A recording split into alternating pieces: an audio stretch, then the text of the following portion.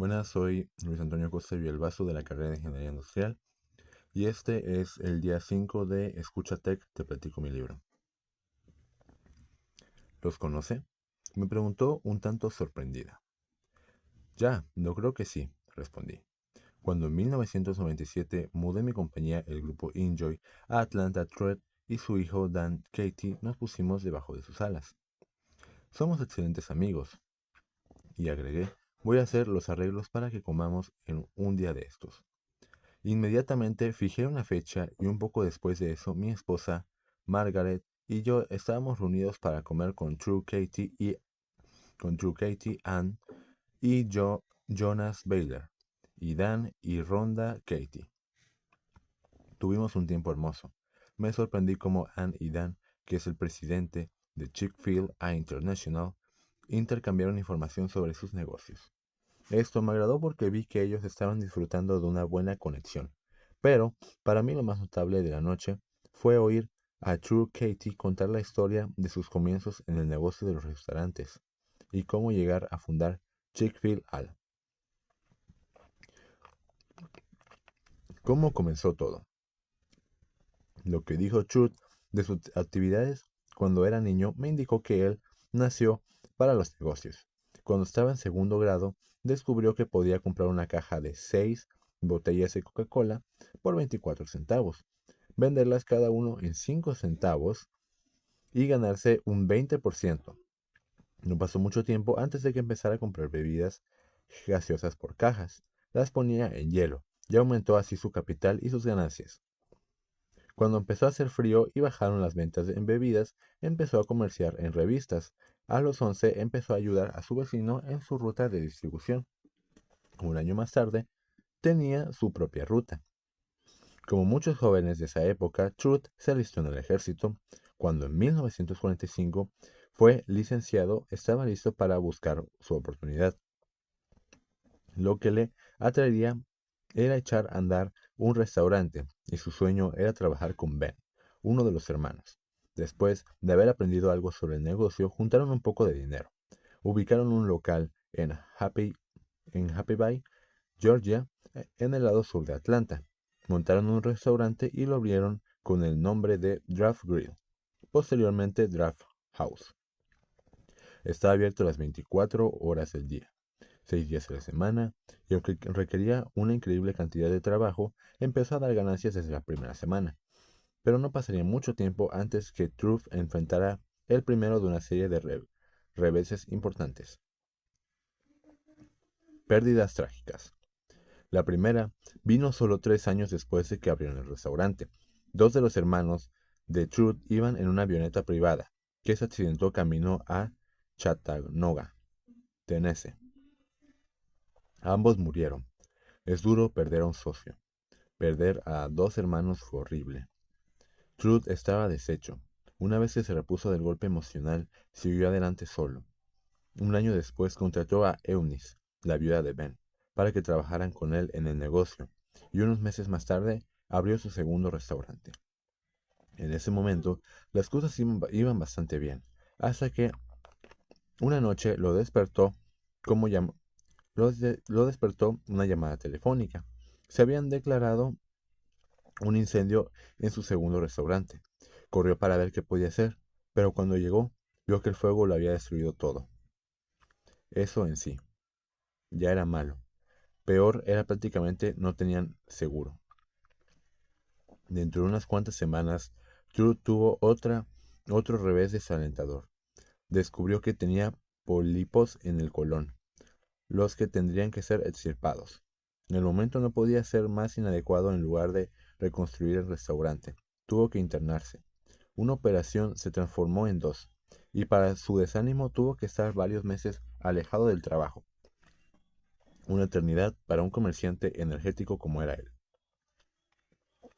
Limones en limonada y emparedados de pollo. ¿Qué hace un empresario cuando tiene que permanecer en cama durante meses? Si se trata de Truth Katie, sale con una idea de $1.000.000. El tiempo que la enfermedad lo mantuvo alejado del frente de su negocio lo inspiró para darle vueltas a un nuevo concepto. A él siempre le había gustado el pollo. De hecho, había sido parte importante del menú de la Draft House. Por un tiempo, el restaurante había incluido en el menú pechuga de pollo sin hueso. ¿Qué pasaría?, se preguntó, si tomo la pechuga del pollo, la sazono y la frío y la relleno con los condimentos apropiados. La respuesta es el emparedado Chick-fil-A y el comienzo de la cadena personal de restaurantes más grandes del mundo.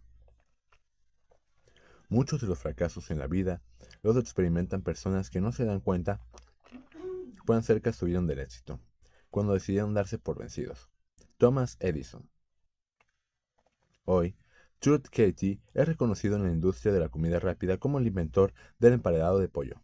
Chick-fil-A opera más de 900 restaurantes a través de los Estados Unidos, y su sede principal la tiene en la parte sur de Atlanta, en un edificio de 200.000 pies cuadrados construido en un terreno de 63 acres. En el año 2000 llegó a ser una compañía multimillonaria. Es una de las operaciones más exitosas en el negocio de los restaurantes, vendiendo millones de emparedados de pollo e innumerables galones de su famosa limonada recién hecha. El negocio sigue creciendo, pero nunca habría llegado a ser lo que es si Truett Cathy no hubiera experimentado los reveses que le sobrevinieron, si no hubiera mantenido su perspectiva y se hubiera dado cuenta que unas pocas experiencias negativas no hacen el fracaso. Thomas Edison creía que muchos de los fracasos en la vida los experimentaban personas que no se dan cuenta cuán cerca estuvieron del éxito, cuando decidieron darse por derrotados. Si puede cambiar la forma en que ve el fracaso, entonces ganará en fuerzas para mantenerse en la carrera. Busca una nueva definición del fracaso. Tómelo como el precio que tiene que pagar por el proceso. Si puede hacer esto, se pondrá en una mucho mejor posición para triunfar. Su segundo paso hacia el lado positivo del fracaso. Aprenda una nueva definición de fracaso. ¿Cómo se puede ayudar a usted mismo a aprender una nueva definición de fracaso y desarrollar una perspectiva diferente sobre el fracaso y el éxito? Cometiendo errores, Chuck Brown de Idea Connection Systems anima a los que buscan entrenamiento para pensar en forma diferente, mediante el uso de una cuota de errores. Da a cada alumno una cantidad de 30 errores para que cometan en cada sesión de entrenamiento. Y si un estudiante se pasa esa cifra, recibe otros 30. Como